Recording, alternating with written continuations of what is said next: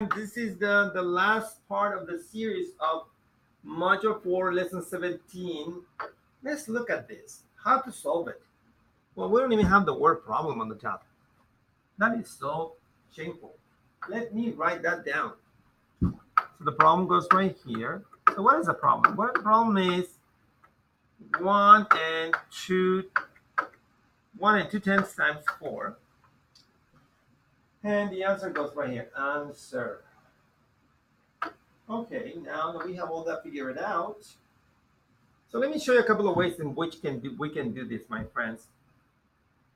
Remember that you can multiply this easily. You can grab that 1 and 2 tenths times 4,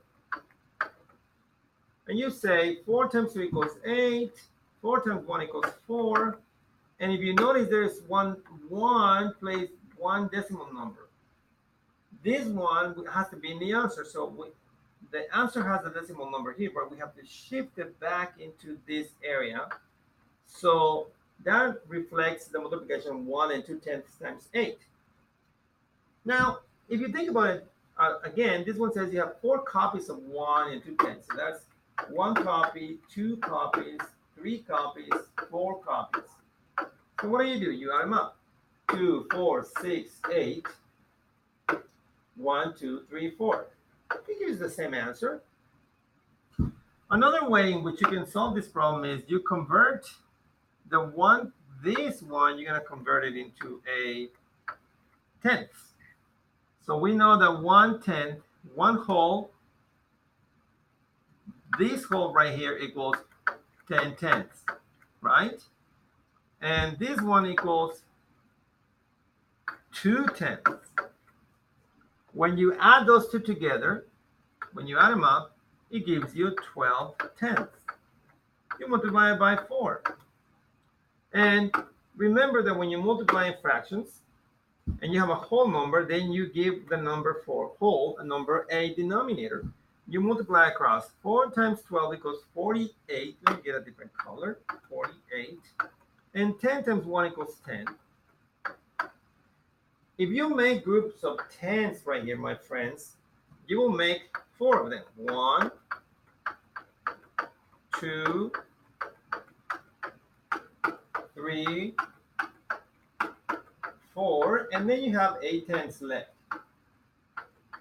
Now, recall clearly, every single one of these equals 1.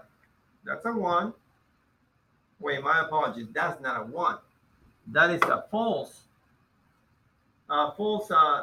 statement. These will be a 1.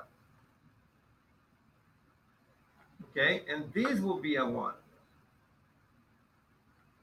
And these will be a 1. Oops. And this also will be a 1. Okay? So how many ones do you have? 4 of them.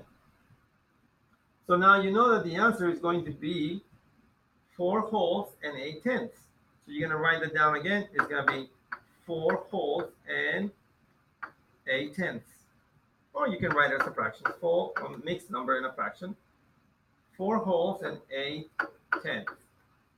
There you have it, my friends. There are many ways to get to the answer. Please review it. Please pay attention. Do the problem on your own and know that you got this. I support you all the way. Signing out, your coach, Mr. Magnifico from Gravity 2.